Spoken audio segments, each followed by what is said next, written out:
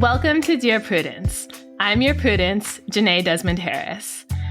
Today, I'll be answering questions from people dealing with unwanted crochet gifts, wedding dilemmas, and parents who think they're potential school shooters.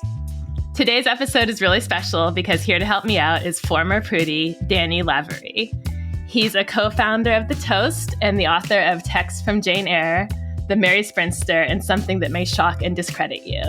His new book, Dear Prudence, Liberating Lessons from Slate.com's beloved advice column, just dropped this week. In it, he recounts his time as Prudie. So after a short break, we'll discuss Danny's new book, learn about his time as Prudie, and of course, dive into your questions with two Prudies at your disposal. Stay tuned.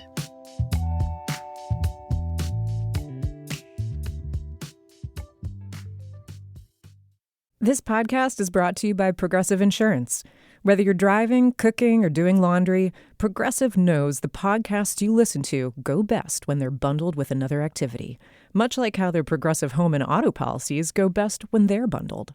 Having these two policies together makes taking care of your insurance easier and could help you save too. Customers who save by switching their home and car insurance to Progressive save nearly $800 on average.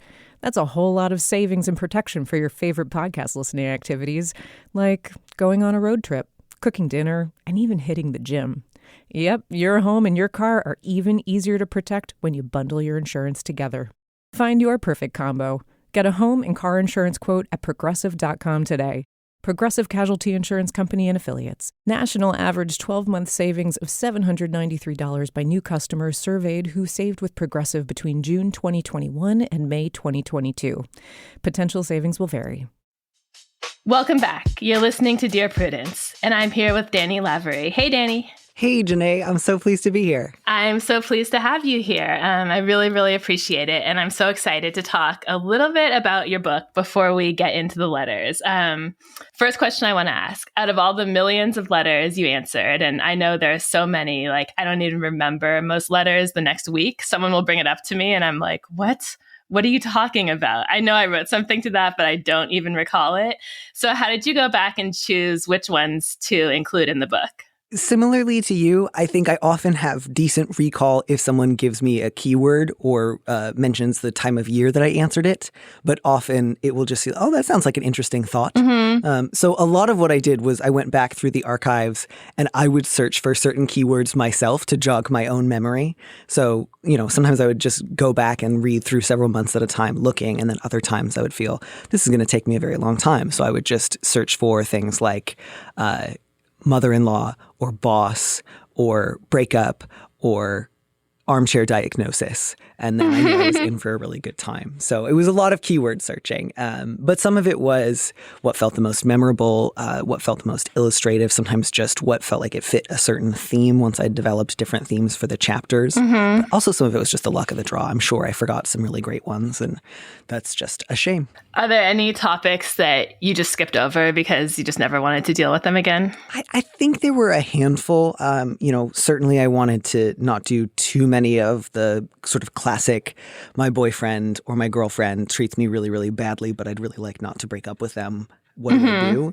Just because, not that that's not an interesting problem that can involve lots of different dynamics. It's just that you get so many of those that if you're not careful, you could do the whole book that's just, we should break up, but I don't want to. And that would make for fairly repetitive reading. So that was something that I did try to shy away from, as well as a handful that felt like maybe some of them that were like too controversial. And I thought, this is not worth bringing back up. There's some things I'm willing to get yelled at about and some things that I don't want to get yelled at about. And so also taking that into account. Okay, well, that makes me want to ask, is there anything you are willing to bring up that people got really mad at you about? One thing that I was a little bit surprised about was I think fairly early on in my tenure, I said something along the lines of, it's always fine not to go to a wedding that you don't want to go to, and it's also totally fine to go to a wedding and not bring a gift. And I still really stand by that because, not everybody can afford both to go to somebody's wedding and to buy a gift. And I just felt like it's totally fine. You never have to get one. And I still feel pretty good about that. But I think that was slightly outside of the realm of the norm. So I am willing to at least say most people might not agree with me, and you might have to run the risk of some of your cousins thinking you're a little bit gauche. And at the same time, some people just don't bring a gift. It's totally a normal thing. You're just not supposed to talk about it, I guess. It's a gift. Like either it's mandatory or it's a gift. Can't be both. Oh, that's a really good point. That's a good way of looking at it. Yeah, again, it's like certainly it's nice to get a gift if you can afford it. But like if you're broke and a lot of your older relatives are getting married and you want to go, but you can't keep buying, dinner plates, just go and don't buy them dinner plates. And bring a nice card. Yeah. You said in an interview with Slate that the Dear Prudence book has some updated and revised answers alongside the original columns. Do you remember one of those where you've kind of changed your mind or like your thinking has evolved?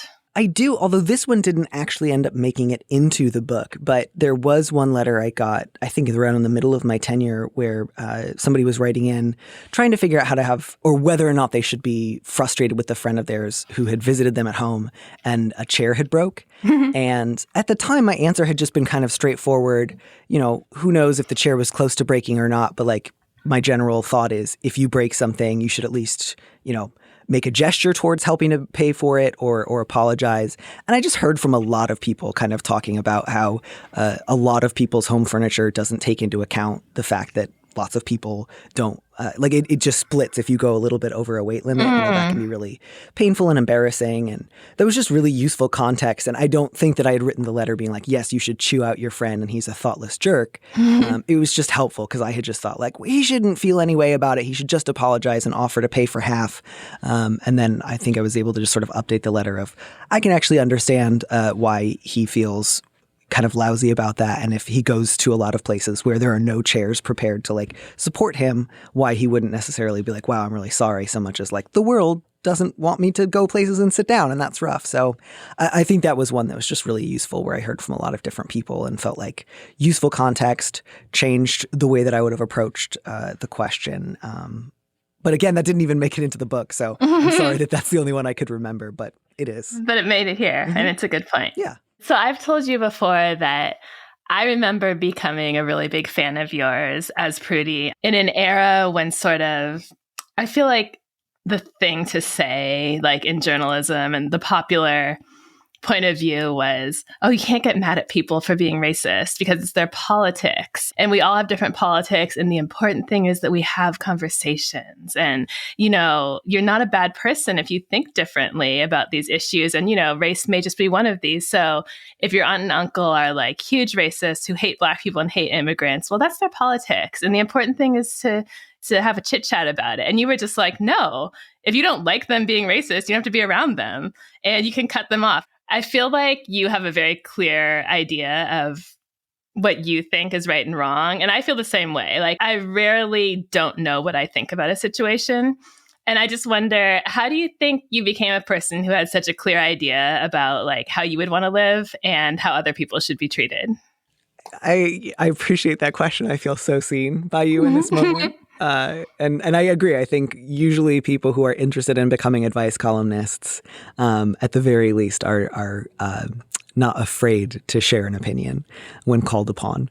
Some of it feels totally like it just appeared out of nowhere. There were times as a kid or a very young person that I would feel very confident about something and feel like, no, I know what this is rooted in or what principle this comes from. And this is meaningful clarity and willingness to stand in the truth. And other times that just felt like, wow, I really think I'm right. I don't know that I have a good reason and I might not be. And I might in fact get pushback from a friend who says you're actually just being a jerk, but I sure feel confident right now. So I think it both served me well in some ways and also led to, lots of 8th grade, call-ins of just Danny, you were too much at church camp last summer. You wanted to dictate what we did, and it wasn't okay. And, it was just a quality of mine. It wasn't all the time. It wasn't constant, but I definitely liked making my opinion known. And sometimes that worked well, and sometimes it didn't. Well, we're about to make use of that now. And after the break, we are going to dive into some questions. Can't get enough Dear Prudence? Then you should definitely join Slate Plus, Slate's membership program. You'll get to hear me answer an extra question every week just for members. With your subscription, you get ad-free listening across the Slate network and unlimited reading on the Slate site, including all Dear Prudence columns, past and present. Go to slate.com/Prudie Plus to sign up. It's just $15 for your first 3 months. Again, that's slate.com/Prudie Plus. Hey, Prime members, did you know you could be listening to this episode and all episodes of Dear Prudence ad-free? Avoid the ads and start listening today by downloading the Amazon Music app. Hey there, Dear Prudie listeners. If you're looking for even more hands-on advice, check out Slate's podcast, How To, hosted by me, Amanda Ripley, and my co-host, Carvel Wallace. Over on How To, we do advice a little differently.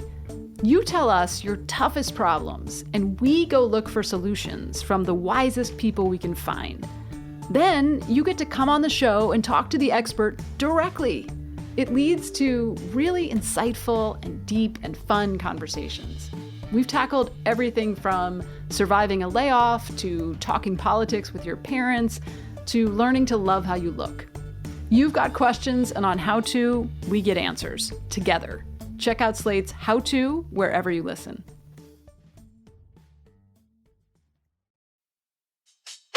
Welcome back to Dear Prudence. I'm here with my guest Danny, former Prudie, to answer your letters. Okay, here's our first question. It's titled, No More Crochet.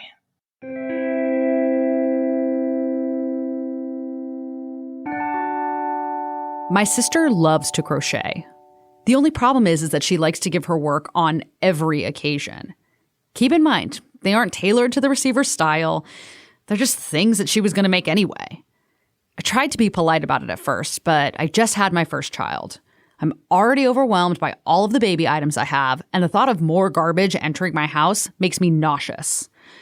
Especially since the garbage that my sister makes will just turn into microplastics. We recently had a huge argument over this. When I asked her to stop giving me her, quote, art, I got a lecture about all of the labor that goes into her presence. I know my sister is being ridiculous, but I don't want this to become a permanent wedge between us. How do I smooth this over without accepting more crochet items? So, reading this, I realized I didn't know the difference between crochet and needlepoint. So I was just thinking, just stuff it in a drawer. But when I Googled crochet, I realized crochet items are not flat. They can be like stuffed animals. Oh. They have a lot of volume to them. Okay. So they could actually take up a lot of room in your home. I think what's interesting about this letter is that typically the questions we get about gifting center on the idea of not wanting to hurt the gift giver's feelings and to kind of avoid awkwardness. But here they've already had a screaming fight over it. Like, what else is there to lose? Do you think it's just okay to say, no, remember that argument we had where you said I was ridiculous and I yelled at you? No, I still feel that way. No more crochet, elephant stuffed animals. Yeah, this one, I feel like the letter writer has lots of options available to them. Like, it would be totally understandable if their goal was just, I want to smooth things over and not fight again, which would be take the gifts and throw them out, or take the gifts and donate them. That would be fine. I wouldn't be worried oh no, letter writer, you're inevitably setting yourself up for another huge fight down the road, or you're being too conflict avoidant. I think this is absolutely a situation where just trying to keep the peace would be fine. But also, just as you say, it would be totally fine just if she does it again to say, you'll remember the big fight we had about this. We're not accepting any gifts for the baby. We have too much stuff. So as you know, we'll be getting rid of this. I hope you don't spend more time making us future gifts because the same thing will happen, but obviously I can't tell you what to do. Again, she probably won't like that, but you don't then have to get into a fight. If she's like, I want to argue about this again, you can say, I'm really tired of arguing about this with you, so can we just skip it? I know it takes a long time to crochet stuff. I hope you have a good time crocheting stuff you want. It's funny. I think my responses to questions like this kind of differ depending on what type of mood I'm in.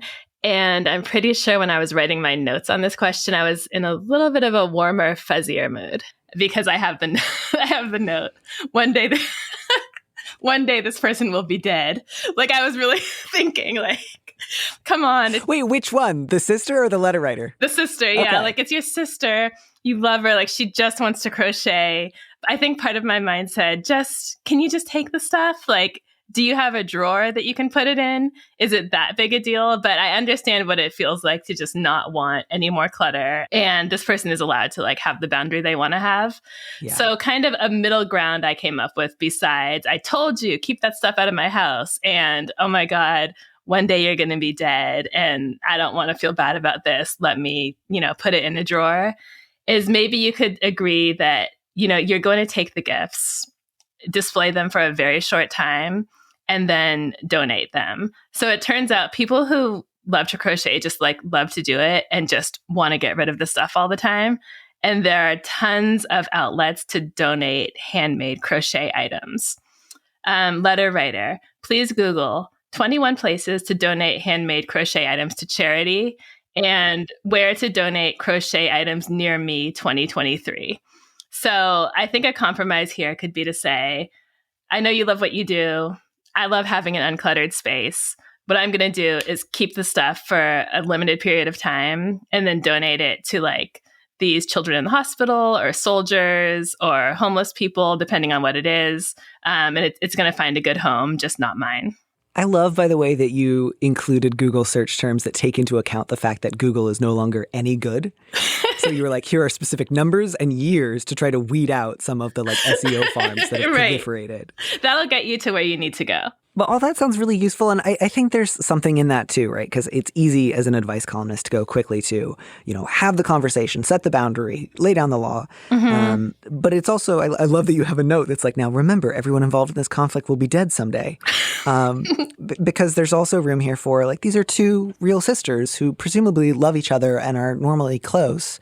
And, one of them at least is going through a big life change, having a baby, a first baby. And so wondering like, is your sister, I don't know, did she lose her job lately? Like, is she going through something in her own life where she's been crocheting more than usual because she has more time and anxiety on her hands than usual? Or does she not really know how to engage with you now that the kid is here? So I'm wondering too, especially with that line about I'm doing hours of labor on this, you could maybe potentially ask her like, hey, I don't want to argue right now about the number of crocheted gifts you want to give me, but I'm just curious, like, are there other ways that you want to try to spend time with me and the baby that we haven't really discussed? Mm-hmm. Or maybe even just saying like, what if we had like a number, like 2 items a year? Like, do you think that we could find a compromise? Even if 2 is not the number you want, can we talk back and forth about something that works for the both of us that might potentially enable you both to kind of back down from your initial, like, this is a sign of my love for you versus this is destroying the ocean with microplastics? Because those are both 2 big extreme positions and it might be nice to like come down to a more human level. Right. It definitely made me wonder what else is going on in the sisters' relationship that is making this feel so intense on both sides. I mean, it's worth noting the spirit of gift giving has been lost. Oh, yeah. When you're yelling at someone about your labor regarding items that they've said they don't want. Like, we're not in a gifting space right now. No. This is standing in. Right. This is standing in for something else. And of course, we never have the full story, but it definitely feels like there's some more to dig into in like the relationship between the 2 of them, and especially what the sister may be going through, like you said. Yeah. Well, letter writer, good luck with the baby. Good luck with keeping your home a space that you feel comfortable being in. Yes, your sister will be dead one day, but that doesn't mean you need to accept everything. I think there's some room here to work a little bit on the relationship and do a little bit of compromising. Hope that helps. Sisters die, but microplastics are forever.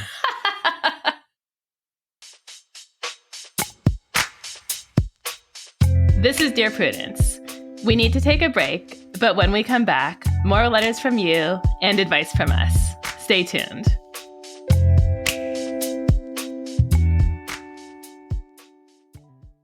Hi, I'm Frances Fry.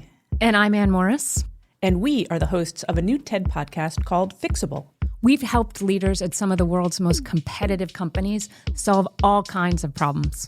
On our show, we'll pull back the curtain and give you the type of honest, unfiltered advice we usually reserve for top executives. Maybe you have a coworker with boundary issues, or you want to know how to inspire and motivate your team. No problem is too big or too small. Give us a call and we'll help you solve the problems you're stuck on. Find Fixable wherever you listen to podcasts. You're listening to the Dear Prudence Show. I'm here with my guest, Danny, former Prudie. Ready for another question? Definitely. It is titled Can't Get No Protection. I'm a young transgender woman, she, her, living with my family in a rather conservative city for a blue state. Think vicious school board battles, militias, popular bigoted churches, extremist rallies, etc. After being emotionally abused and sexually harassed by a well-armed former coworker and experiencing some thinly veiled threats afterwards, including one from a former boss and another from local law enforcement, I don't feel super safe where I currently live, especially given how a lot of people in the community are rallying against trans people right now. That being said, I've decided to find some ways to protect myself in case I end up in a situation where I know there's a direct, imminent threat on my life. There's a shooting range in the next town over where I've started taking some cheap defensive shooting classes, but I've run into a snag.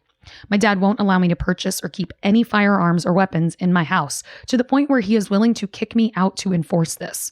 The cost of living is high in my area, and I'm currently putting myself through college using scholarships and working as a certified nursing assistant, so I'm stuck.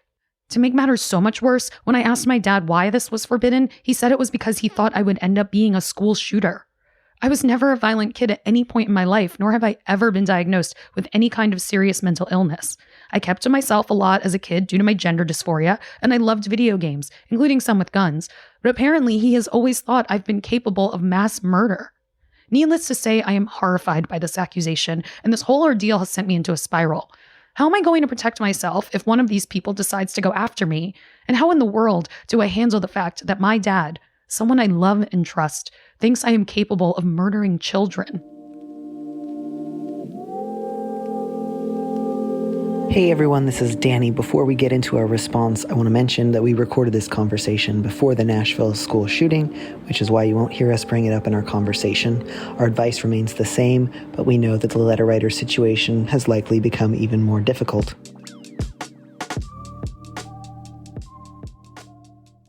It feels like the letter writer is dealing with so much that they should not have to. So many real physical threats, and more than that, like serious emotional threats. And it seems to me like the desire for a gun is standing in for a desire to just get like protection from all of these things that have been going on for so long. The only small thing I agree with the dad with is that I don't know that bringing a gun into the house is a solution. I think there needs to be a host of other solutions. I want to talk about moving out. I want to talk about self-defense. I want to talk about therapy. I would like the letter writer to maybe start to think about things other than a firearm that could improve the situation. And there are many. Yeah, I think I'm really on the same page as you there, at least in terms of the having a gun. I can understand that different people have different ideas about this, but one of the things that kind of came to my mind was, are you in a state that has like a castle doctrine law or duty to retreat law? Like, are you in a state where if you were threatened and you used a firearm to defend yourself, you might still get prosecuted for assault? Because there are states where that could be the case. Do you feel confident that you would always have that gun with you, that you would be able to afford, you know, a permit to carry if that's needed in your state, if you would be able to familiarize yourself with all the places where you can and can't take it with you?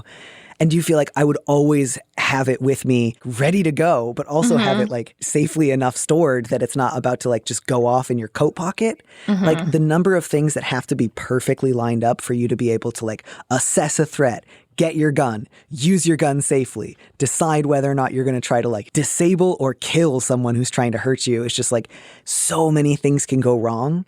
And for it to like quote unquote work, a million things have to go right. I think there's a reason the news isn't filled with and another person successfully like defended themselves with a firearm against some person today. Like, it's a fantasy and I get it, but you know, at least in terms of the relationship with your dad, a gun certainly wouldn't have helped. I don't know if it would have helped to have shot your coworker. I mean, again, that's the other thing, is just like, would it have helped to have shot somebody that day? Yeah, it's not going to be like it is at the shooting range where you kind of like get all your supplies on and get set up and take aim and then, you know, maybe hit your target or maybe don't, and then you get another chance. And like Danny said, then there's all the legal issues. It's just hard for me to imagine a scenario where someone threatens you and this gun helps you and you end up not going to jail in some way or another. And again, none of that's to say you're not in real danger. And I totally understand where this desire comes from. I just mean, again, like the one other thing that we know pretty conclusively is that getting a handgun increases the chances that you will use it to commit suicide pretty significantly. I wouldn't want that for this letter writer who is, especially, she's in like a pretty difficult situation already. And so anything that would increase the likelihood of self-harm with a firearm, I would say don't do. So as you were saying, look for other ways that we can address her genuine lack of safety and protection in so many different areas of her life, which sounds debilitating, serious, and frightening. I'm always so challenged by letters where I just want to say, figure out a way to move out, because I live in the world and I know that it's not possible for everyone to just like find an affordable place to live. But I wonder if there's any way to think creatively about moving in with roommates, or is there a scholarship that could cover housing on campus? Again, I really don't want to suggest anything unrealistic, but I wonder if the letter writer could take a little bit of a step back and just not assume that they're stuck in this home with this dad and this toxic environment forever. Right. And I agree. You know, if you've already had this conversation with your dad on more than one occasion and he's made it clear that he would kick you out, and you right now don't have any backup places to stay, I would say I would not encourage you to do anything that could endanger your current living situation. And again, I doubt that you would be able to perfectly hide a firearm from him. I just don't think that's a practical outcome.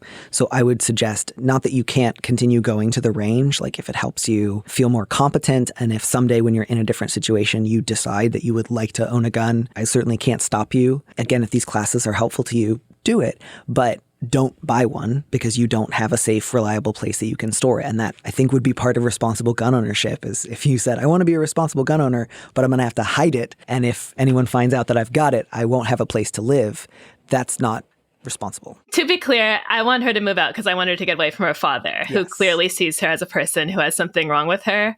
I know that's not the kind of space you want to live in every day. The father obviously does not have any empathy for her experience. And there have been some really difficult experiences in this home. And I would love for her to be able to find some way or another to live under a different roof. Not to have a gun, but just to get out from under being judged and mistreated in this way. Yeah. And even if it's not something that's going to be possible in the next 3 months or 6 months, just being able to come up with a plan whereby you think a year from now I could be living somewhere else, or 18 months from now I could be living somewhere else, will go a long way towards just making the next phase of your life survivable. And I think to that end too, if there's any resources at your school in terms of student housing or subsidized student housing off campus, or any resources that they can offer you in terms of looking for a place to live that's within your price range, I would encourage you to do that. So again, if there's any kind of housing authority on campus, definitely talk to them. And even if they can't help you find something in the next couple of months, to just be on a list, or let them know that you are looking for resources, to check campus to see if anyone else has posted for, last minute roommates or sublets. Anything would probably be preferable to where you're living right now, within some reason, obviously. Any little steps you can take towards getting out of first your father's house and maybe eventually this particular town is going to be good in the long run. One thing I love about the fact that this letter writer is in school is that means almost certainly there's mental health resources available. Right. So, we always want people to get support in therapy when they're in difficult situations. And it's so tough because practically, just like moving out, again, I know it's not always easy to just go to therapy. When you're a student, typically you can get it for free. So I would say, you're dealing with a lot. You've been dealing with a lot for a long time. You may be stuck in this home that's not the healthiest place for you for a while. At the very least, on a practical level, go to your school's mental health resources and just get someone to talk to, just to help bridge this difficult period in your life. On another practical note, instead of a firearm, let's look into some kind of other self-defense classes or something else to make you feel more empowered and less afraid just when you're out and about. And that could also include stuff to protect yourself digitally, like anti-doxing. Just try to piece everything together to make yourself feel safer to get through this period. I just also want to say, I feel kind of bad too, because I just initially talked so much about the gun stuff that I just also want to say, that sounds horrifying and terrible, being sexually harassed by a coworker you knew to be armed, as well as a former boss, as well as the cops. And I think one of the things that just really gets me about this letter is that one of the things she's experiencing is that really unique and awful scapegoating that often happens to trans women, whereby she's experienced like repeated, pretty violent or like heavily threatening implications of violence, sexual harassment from multiple people. And then she also hears from her father, I believe that you are uniquely dangerous and capable of violence against children. So like you're already getting harassed, you're already getting threatened. And then on top of that, you're also hearing you're the threat. And again, that is just really deeply wrong. And I'm so sorry that that's happening to you. And I cannot imagine how devastating that must feel, especially in your own home. As I'm sure you know, letter writer, one of the things that was so cruel about what your father said to you was like either he just said that flippantly to hurt you, which is awful, or at some point in your childhood, he genuinely thought my child might be a potential school shooter. And his reaction to that was just to not say anything and not do anything. Like if he really believed that and he didn't try to get you help, if he didn't try to take you to therapy, if he didn't try to like help you deal with your emotions differently, that to me is just so neglectful and awful. Like if I had a child and I had reason to worry about their relationship to anger and violence, I would hopefully try to help. So again, I don't believe for a moment that anything that you've described about your situation or your childhood means that your father had good reason to think that you would be a potentially school shooter. It's just that that's really painful on a number of fronts. And I'm really, really sorry that he said that to you. I can imagine that's probably going to affect your relationship for the rest of your life. And you didn't deserve that. And I'm really, really sorry.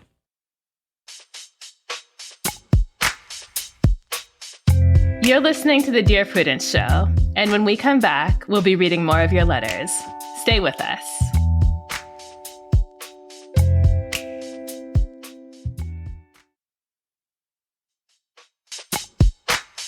This is Dear Prudence. I'm here with my guest, Danny, former Prudie. Okay, this will be the last question. Are you ready? Oh, I'm ready. Okay, it's titled, Mother of the Bride, Daughter of the Grandpa. My daughter is getting married in 2 months, and I have a lot of things that I need to do during the wedding, such as bringing food, decorating, and staying in a town an hour's drive away for 2 nights. My dilemma is that my elderly dad now lives with me and my husband. I don't want him to go to the wedding for numerous reasons, most of which are that I cannot take care of him and be the mother of the bride at the same time. These are the reasons. He cannot hear well at all, but is too stubborn to get hearing aids, and really, frankly, and has said in subtle terms that he doesn't really care what other people have to say. He's on oxygen 24/7, and that would require us to transport a lot of small tanks, his wall unit, etc. He has difficulty walking, diabetes, etc., and just doesn't enjoy going to long gatherings. I want my dad to stay home, and then we can go out to celebrate the new couple at a short dinner later on, etc. We will make sure that he is cared for and have several people come in to check on him, bring him food, etc. He cannot hear the wedding. It is going to be outside where he is not comfortable, and he doesn't really like people anyway, to be honest. There is really no reason that he should attend except that he is my daughter's only living grandfather. Since he knows about the wedding, I don't want to hurt his feelings. I really wish that I wouldn't have told him about it and just made other arrangements for him. Please help as to anything I can say to maybe help him understand that he really doesn't want to go. Am I being selfish? I really know my dad, though, and I don't think he would enjoy himself one bit. Thank you for your advice. So there's obviously a really practical side to this, which is just, Dad, it won't work. We can't bring the oxygen tanks. I won't be there to drag the oxygen tanks. We'll do a later celebration. But I don't know. I just have to share like what I brought to this question emotionally, which is that something just does not sit right with me about excluding an old person from a wedding. Don't you kind of think that the traditions around birthdays, graduations, weddings, funerals are really sort of make up a lot of the meat of like what's special about life and the moments that we remember? I'm starting to sound like a Hallmark card, but I guess what I'm trying to say is like, a granddaughter's wedding is something you stay alive for. A picture of you with your grandfather at your wedding or your father at your wedding is, what you pull up when that person dies. Like, these are kind of the moments we're here for on Earth. And it seems to me that maybe it would be worth a little bit of a hassle. What are your thoughts, Danny? I think I really shared your reaction. It felt very clear to me that the letter writer feels overwhelmed and exhausted by the care that she is providing for her father on a regular basis, which I absolutely have sympathy for. But what I would urge her not to do and to guard against is the way that bleeds into, rather than considering other options for getting help from other people who will be at the wedding or asking for help looking after him, that line, what can I say to him to help him understand that he doesn't really want to go? That was like, come on, man. If you really thought he didn't want to go and just totally would rather be at home, you wouldn't have to convince him. You would be able to say, I'm going to give you the gift of saying you don't have to go. Mm-hmm. And then he'd say, great, I didn't want to. But what feels actually clear to me is it's more, I would have to do a lot of work if I took him with me. And I'm worried that he would be grumpy. Mm-hmm. And again, that's really understandable. But I think the solution there is, I don't know if you have a partner, but this is going to be a wedding with other relatives. Get in touch with your other relatives and say, I would love to bring Dad with me. Here's the stuff that he needs someone on hand to help with, like carrying his oxygen tank, et cetera, making sure he's comfortable. I'll also have other responsibilities as mother of the bride. Can any of you help me out?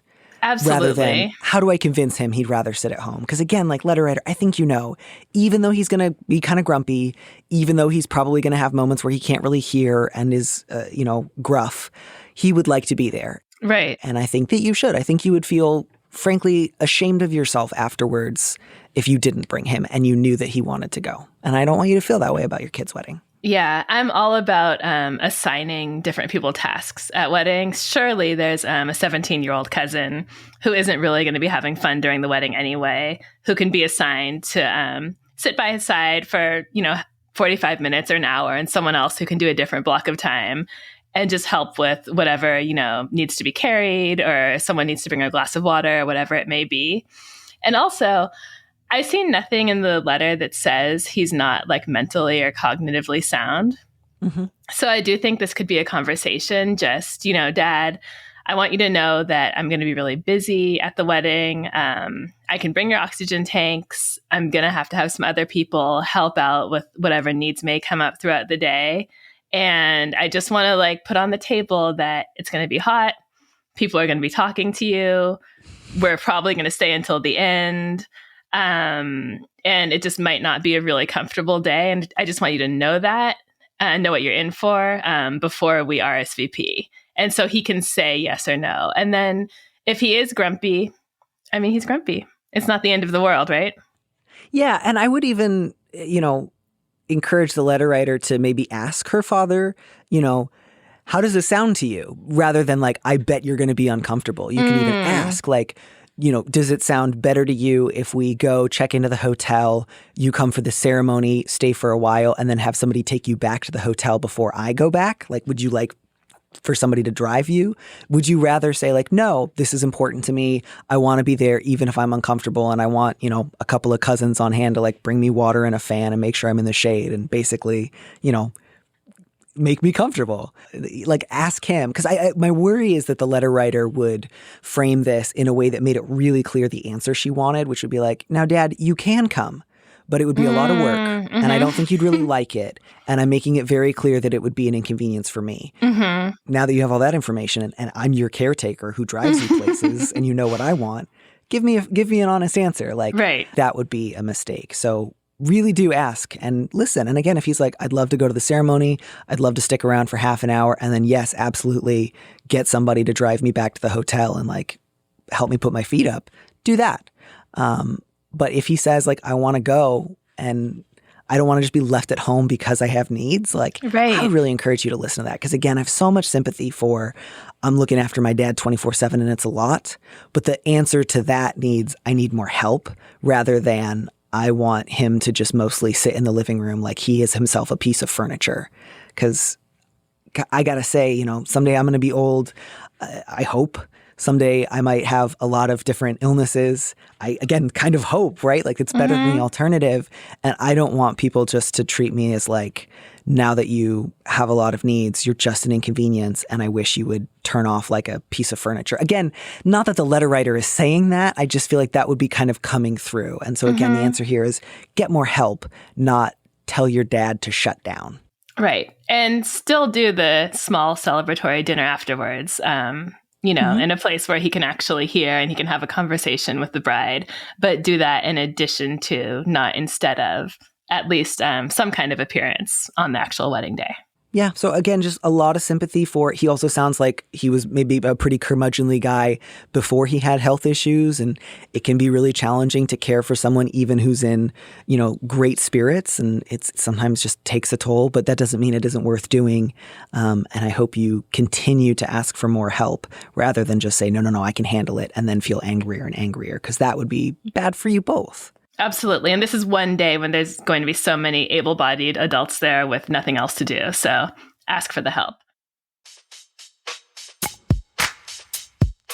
That is it. Those are all the questions we have for this week. As always, I really do hope we've been helpful.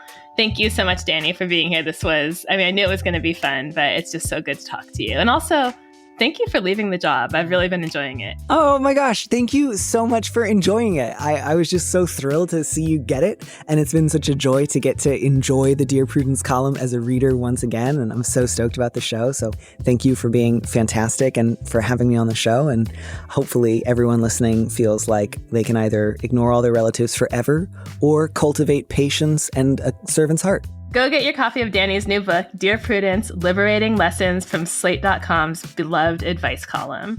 Do you need help getting along with partners, relatives, coworkers, and people in general?